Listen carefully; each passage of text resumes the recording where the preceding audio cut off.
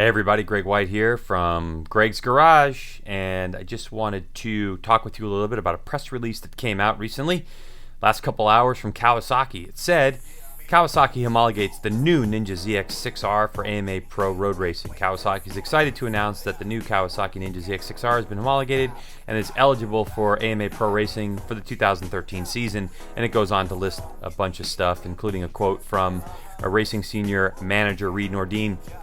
But you know, thing is that people are already commenting about the 636, saying that it has an advantage, and I just wanted to kind of give you a little bit more information. I called and had a conversation with the folks at AMA Pro Racing about the homologation of this motorcycle, and if you're curious about how motorcycles are homologated, you can go to AMAProRacing.com/RR, and there's some information in the competitor section about it, so if you want to do the research on that. But here's the bottom line. Bottom line is that the Kawasaki Ninja ZX-6R for 2013 is a 636cc displacement motorcycle. All right, the Yamaha, Suzuki, and Honda are all 600 cc's, and so people are kind of like, whoa, like they have extra displacement and what's going on. But the reality is Daytona Sport Bike class is really designed to be a class of competitive racers. It's not about machinery, it's about putting the best racers on equipment that's going to allow them to race, be competitive, and put on a show for you, the fans. So there's a lot of different motorcycles that are homologated for racing in the Daytona Sport Bike class, and they have different kind of rules and requirements. So if you look at the homologation list of bikes that are available, you'll see an asterisk next to the new ZX6, the 2013 636. And that asterisk denotes the weight of which the motorcycle will compete. So if you look at the rule book in section 5.2 is the weight requirement for Daytona Sport Bike, for instance. The 4-cylinder machines come in at 355 pounds, so that's basically without fuel in the tank. That's the weight that they race at.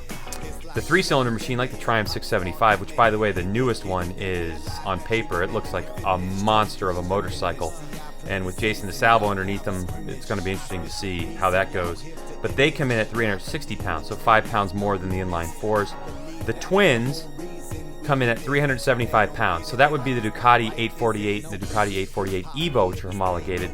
Now, the Buell 1125 is still homologated, but that actually comes in at an exclusive weight of 380 pounds.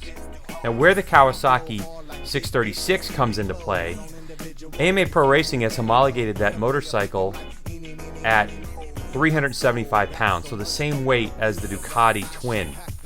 And the reason they're doing that is because, as I was told, it's a dynamic weight, meaning they're going to see how the motorcycle competes.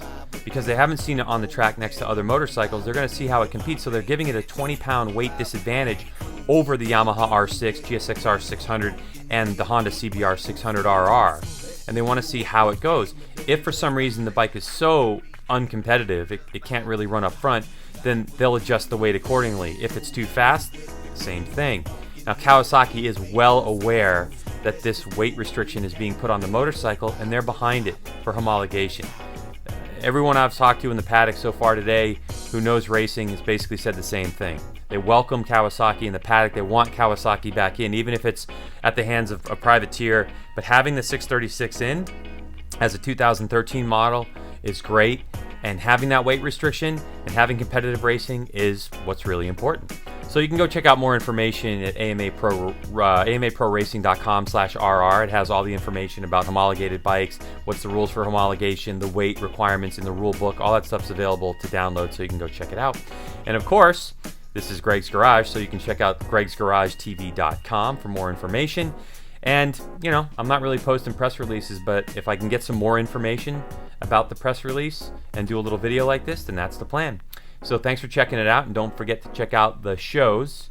Try to get one up every 2 weeks. That's in the studio in my garage, and we're doing features and all kinds of stuff. So thanks for listening and watching. We'll see you later. Bye.